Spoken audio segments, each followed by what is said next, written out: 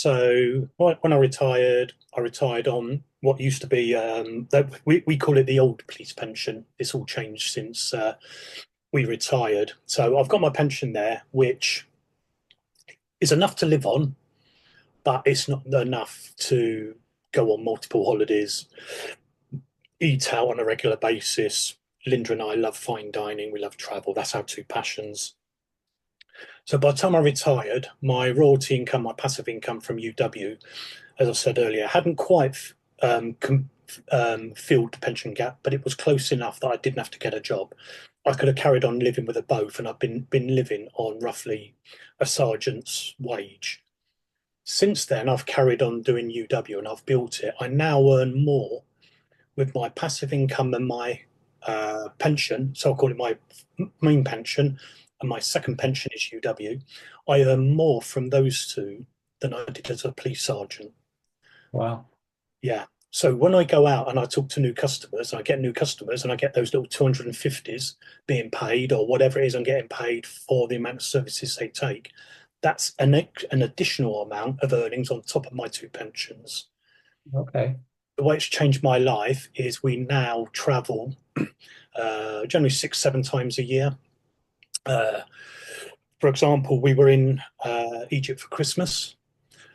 We were back in Egypt a few weeks ago. We came back about three weeks ago. I think we came back from Egypt in less than a week and a half now. Just looking at the calendar, in a week and a half, we fly out to India for 2.5 weeks to do Amazing.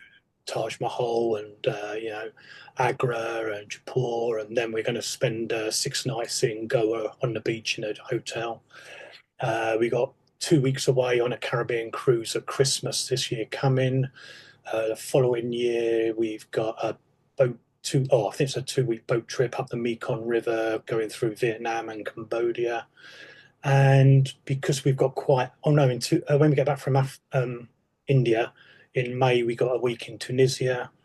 But then from May to Christmas is quite a long time, so we'll probably have another couple of holidays along there. And the great thing about this, I do this business when I'm on holiday. I'll be sat there on a deck chair with my glass of wine by the pool. I'll be keeping up with my social media. I've signed up about 3 people when I've been on different holidays in Thailand. Just because, as long as you've got Wi-Fi, I've signed up people in Thailand. I've signed up people in Spain. Yeah, I just keep in touch with people, and what am I do? I'm laying there by But the pool, and I just still do the business. I can read a book. I could do some of the business. so for someone who's traveling maybe but still got a base in the UK, they could do this as well. That's what you're saying As, essentially. as long as you've got an address that you can use in the UK, and you've got a UK bank account, and you're allowed to work in the UK, then the world's your oyster.